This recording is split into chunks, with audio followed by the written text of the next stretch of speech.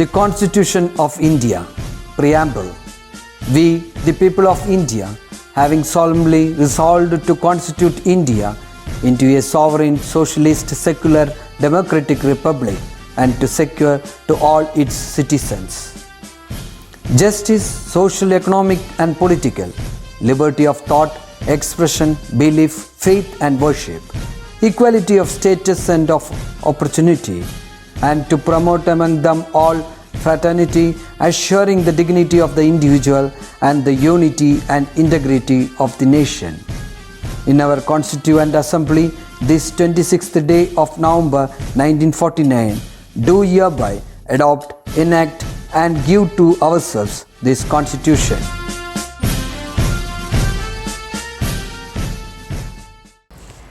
Hi every one, എല്ലാവരും ഓണം നന്നായിട്ട് ആഘോഷിച്ചോ? ഓണത്തിന് അമ്മ സദ്യയും പായസമൊക്കെ ഉണ്ടാക്കിയോ? അതൊക്കെ എല്ലാവരും നന്നായിട്ട് എൻജോയ് ചെയ്തോ? കുറേ കുട്ടികളുടെ ഫാമിലി ഫോട്ടോസും പിന്നെ പൂക്കളത്തിൻ്റെയൊക്കെ ഫോട്ടോസ് കണ്ടു. അപ്പോൾ അതിൽ ഫാമിലി ആയിട്ടിരിക്കുമ്പോൾ നിങ്ങളുടെയൊക്കെ മുഖങ്ങളിലുള്ള സന്തോഷം കണ്ടു. അപ്പോൾ എനിക്കും വളരെ സന്തോഷം തോന്നി. അപ്പോൾ എല്ലായ്പ്പോഴും ഇതുപോലെ നിങ്ങൾക്ക് സന്തോഷത്തോടെയും സമാധാനത്തോടെയും ശാന്തിയോടെയും ജീവിക്കാനായിട്ട് പറ്റട്ടെ എന്ന് ഈശ്വരനോട് പ്രാർത്ഥിക്കുന്നു. കാരണം നമ്മുടെ ചുറ്റുപാടും ഒരുപാട് ആളുകൾ ഭക്ഷണവും അതേപോലെ വസ്ത്രവും താമസിക്കാനുള്ളൊരു സ്ഥലവും ഒന്നുമില്ലാതെ കഷ്ടപ്പെടുന്നുണ്ട് അല്ലേ. പക്ഷേ നമ്മൾക്ക് ദൈവം ഇതെല്ലാം തന്നിട്ടുണ്ട് അല്ലേ. നിങ്ങളെ സ്നേഹിക്കുന്ന നിങ്ങളുടെ അച്ഛനും അമ്മയും ഗ്രാൻഡ് പാരൻസും നിങ്ങൾക്ക് ബ്രദേഴ്സും സിസ്റ്റേഴ്സും ഒക്കെ ഉണ്ട് ഇല്ലേ. നിങ്ങളുടെ കാര്യങ്ങളൊക്കെ അറിഞ്ഞ് നിങ്ങളുടെ ആവശ്യങ്ങളൊക്കെ നിറവേറ്റി തരുന്ന നിങ്ങളുടെ പാരൻസ് നിങ്ങളുടെ കൂടെ ഉണ്ട് അല്ലേ. അപ്പോൾ എപ്പോഴും we have to be grateful to God. എപ്പോഴും നന്ദിയുള്ളവരായിരിക്കണം നമ്മൾ ദൈവത്തിനോട്. അതേപോലെ നിങ്ങളെപ്പോഴും നിങ്ങളുടെ അച്ഛനെയും അമ്മയെയും സ്നേഹിക്കണം, ബഹുമാനിക്കണം, അനുസരിക്കണം അവരെ. കാരണം അവരില്ലെങ്കിൽ നമ്മൾ ഈ ഭൂമിയിലില്ല. അവരുള്ളത് കൊണ്ടാണ് നമ്മളിന്ന് ഈ ഭൂമിയിലുള്ളത് അല്ലേ. അപ്പോൾ നമ്മൾ എന്ത് കാര്യം ചെയ്യുമ്പോഴും ദൈവത്തിനെ പോലെ തന്നെ നമ്മൾ നമ്മുടെ പാരൻസിനെയും കാണണം, അവരെ നമ്മൾ ഓർക്കണം, അവരുടെ അനുഗ്രഹം നമ്മളെപ്പോഴും വാങ്ങിച്ചിട്ട് വേണം നമ്മൾ എന്ത് കാര്യത്തിനും ഇറങ്ങി പുറപ്പെടാനായിട്ട്. ഓക്കെ, അപ്പോൾ അതൊക്കെയാണ് എനിക്ക് ഈ ഒരു സമയത്ത് പറയാനുള്ളത് നിങ്ങളോട്. കാരണം അങ്ങനെയുള്ള കാര്യങ്ങളാണ് നമ്മുടെ ചുറ്റുപാടും ഇപ്പോൾ നടന്നുകൊണ്ടിരിക്കുന്നത് അല്ലേ. നമുക്കിനി നമ്മുടെ ക്ലാസ്സിലേക്ക് തിരിച്ചു വരാം. അപ്പോൾ നമ്മൾ already we have completed first and second chapter and second chapter was food through the digestive tract. Hope you all have understood the concept and you have gone through it thoroughly. You have got enough time, isn't it? So now we have to move on to the third chapter, and it is a very, very important chapter. And before getting into the new chapter, let us have a quick recap of the second chapter. So here you have your two friends from 9th section to do the recap. Let us see who are they. My dear friends, I'm Chandini and I hope that everybody is safe at their homes. Let's pray to the Almighty that we be able to meet together as early as possible. Now let me take you through a quick recap of our previous chapter, Food through the Digestive Tract. This chapter is about digestion. So digestion is the process of converting complex food materials to simpler forms. Now digestion begins with our mouth. The teeth in our mouth helps us to bite and chew the food. We have incisors, canines, premolars and molars. Even though these differ in their morphology and functions, they are similar in their internal structure. So the enamel is the hardest part, then the dentine, which is the living tissue, pulp where the connective tissues are found, then the cementum, which is the calcium containing connective tissues which hold the teeth in place. Now our tongue helps us to masticate food with the help of teeth and mixes saliva. Now the saliva is produced by the salivary glands, and the salivary amylase converts the starch to maltose, which is a form of sugar. Now this partially digested food enters the esophagus through the pharynx. The epiglottis and the uvula make sure that the food doesn't enter the trachea and the nasal cavity. The food reaches the stomach through the wave-like movements of the esophagus, which is known as peristalsis. Now the food enters the stomach. The strong peristalsis of the stomach walls convert the food into a paste form. So to digest this food, the glands in the stomach wall secrete gastric juices. This gastric juices contains many substances to digest food. The pepsin enzyme in the gastric juices partially converts proteins to peptones. Then the gastric lipase enzyme partially digests fat. Then the hydrochloric acid destroys the germs in the food, and the mucus protects the lining from the actions of these juices. I hope that I was clear up to this point. Hi friends, I am Asna of 9C. Hope all are fine and safe at home. So I am here for a short recap of second chapter. As we all know that small intestine is in the form of multiple folds and coils, so food moves very slowly through it. The enzymes are secreted by liver and pancreas. It acts upon the partially digested food and enhance the process of digestion. The completion of digestion and the absorption of nutrients takes place in small intestine. Pancreatic juices such as pancreatic amylase converts starch to maltose, trypsin converts protein to peptide, and pancreatic lipase converts fat to fatty acid plus glycerol. And the next process is absorption. Villi helps in this process. The small finger-like projections seen in the wall of intestine.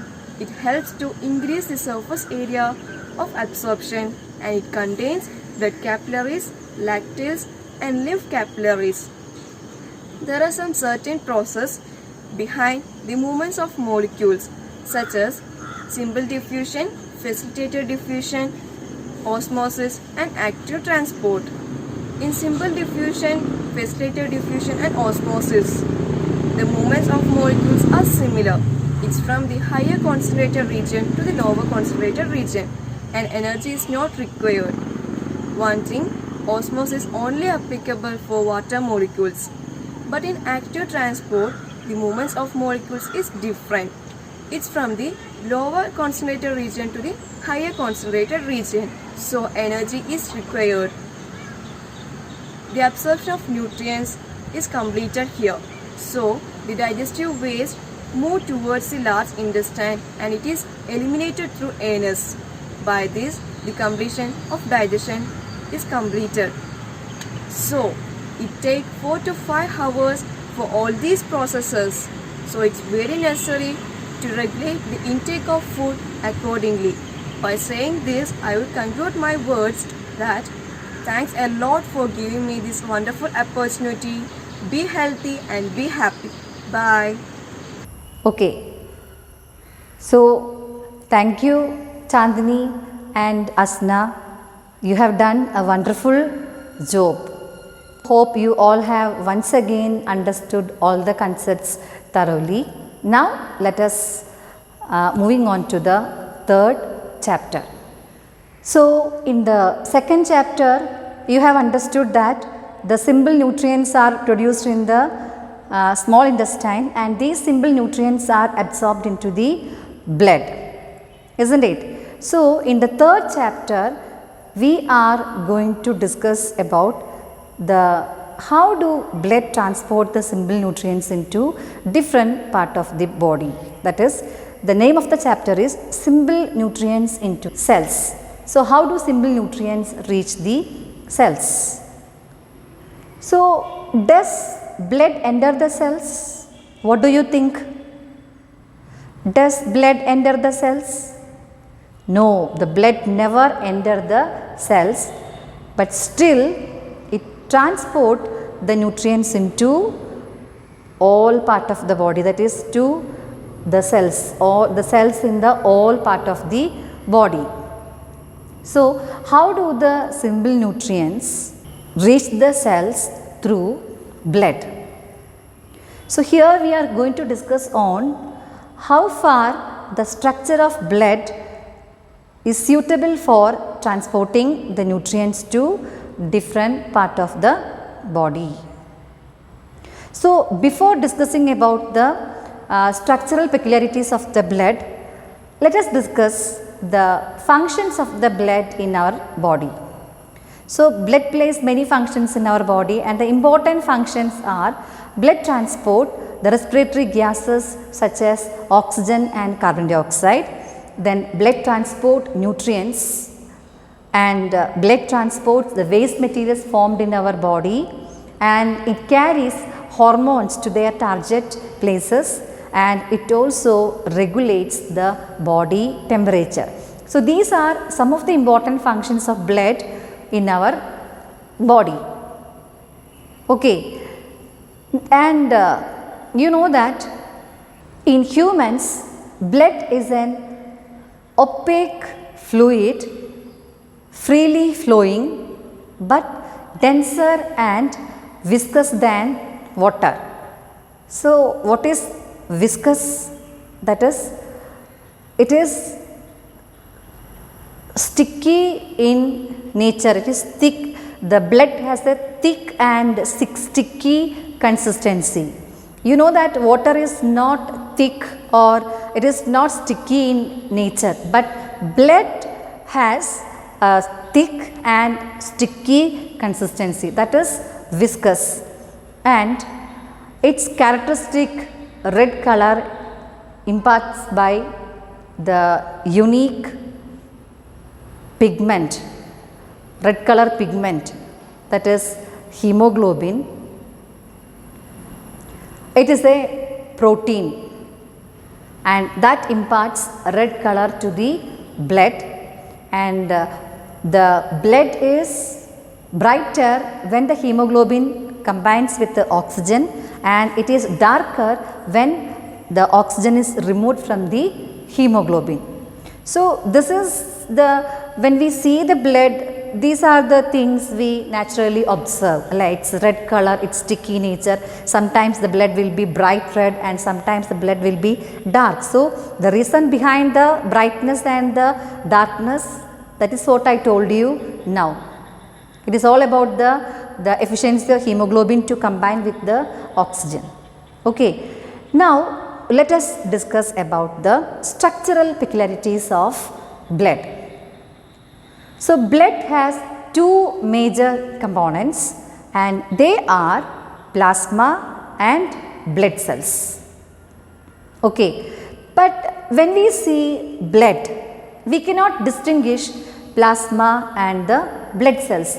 That means we can see the plasma, blood cells, everything, it is like a mixture, isn't it? We cannot see what is blood cells and what is plasma. It is a mixture, isn't it? We cannot distinguish the blood cells and plasma. So, there are different methods to separate the blood cells and plasma, like by adding certain chemicals into the blood, or by the method centrifugation, we can separate the blood plasma and the cells. So, in the textbook, one experiment has given, and this experiment is done with a chemical EDTA, that is ethylene diamine tetraacetic acid, that is EDTA. So, what we have to do is we have to take some blood, that is 5 ml of blood in a test tube, and we have to add some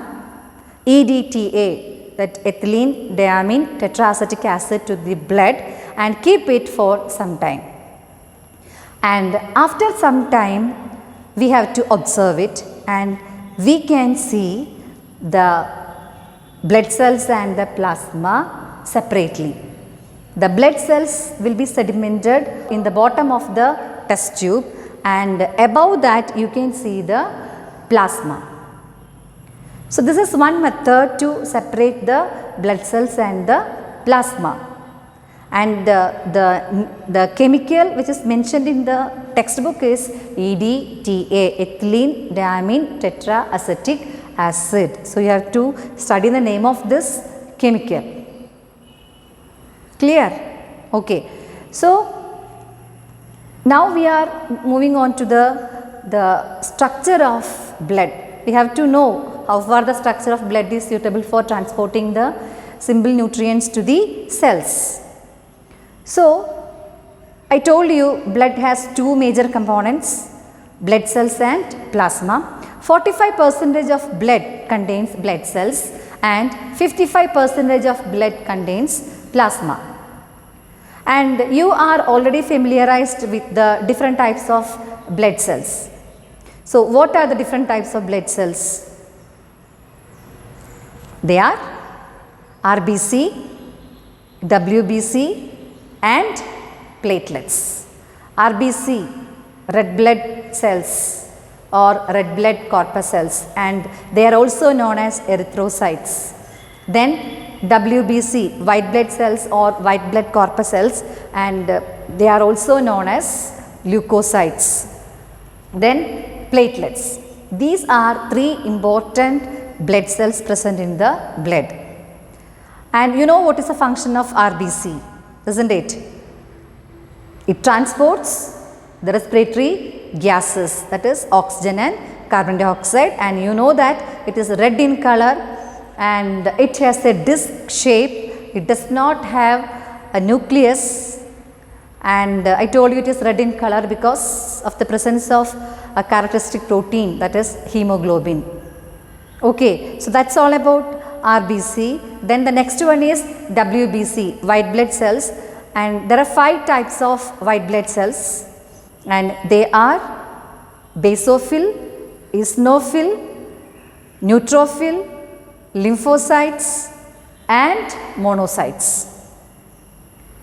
So these are the 5 types of white blood cells, and their main function is to provide immunity, and we can say that defense. They fight against the disease causing germs that attack our body. And we can distinguish these 5 white blood cells with the help of their peculiar shape and structure of their nucleus. And as they are white blood cells, they do not have hemoglobin, and they are big cells compared to red blood cells. White blood cells are big in their size. Okay. Then the third one is platelets, and they are seen like fragments in the blood, and that means they do not have a special shape, and they do not have hemoglobin, and their main function is to help in the coagulation of blood. Coagulation of blood means clotting of blood. So that's all about the blood cells. Hope you all have understood. Next, moving on to the next important component of blood, that is plasma, and this is plasma. You can see here plasma and the blood cells, how it is separated. Okay, from this picture you can understand the plasma is pale yellow in color, and the blood cells are seen in the plasma. So you know that blood cells perform various functions, isn't it? Even though the plasma also plays a major role in the transportation of simple nutrients. So let us see how plasma transport the simple nutrients to various parts of the body. Okay, so it is pale yellow in color, and the blood cells are seen in the plasma, and the simpler particles or the simple nutrients formed as a result of digestion, that is glucose, amino acid, fatty acids, glycerol, they are transported to the cells or they reach the cells through plasma because of its special structure. So now let us see how far the structure of plasma is suitable for the transportation of simple nutrients. Okay, so with the help of an illustration, we will analyze the structure of plasma. Okay, so this is the illustration. Okay, so here you can see the plasma has three major components: water, protein and other factors.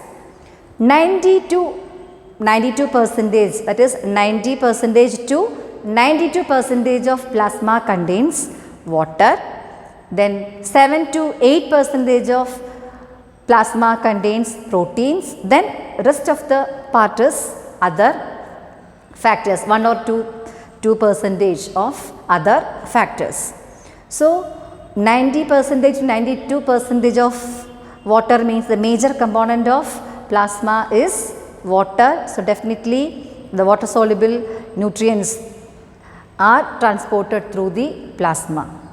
Then 7 to 8% of plasma contains proteins. There are three important proteins present in the plasma. They are albumin, globulin and fibrinogen. Albumin helps to regulate the blood pressure, BP എന്ന് പറയില്ലേ, അതാണ് blood pressure. So albumin, this protein helps to regulate the blood pressure. Then globulin, it helps in the defense, that is it fight against the disease causing germs. Then the third one is fibrinogen. It plays a major role in the coagulation of blood, that is this plasma protein fibrinogen helps in blood clotting. So albumin, globulin and fibrinogen are the three important plasma proteins, and I hope you have understood their functions also. Now the other factors like enzymes, hormones, urea, glucose, these are the other factors present in the plasma. So this is the structure of plasma.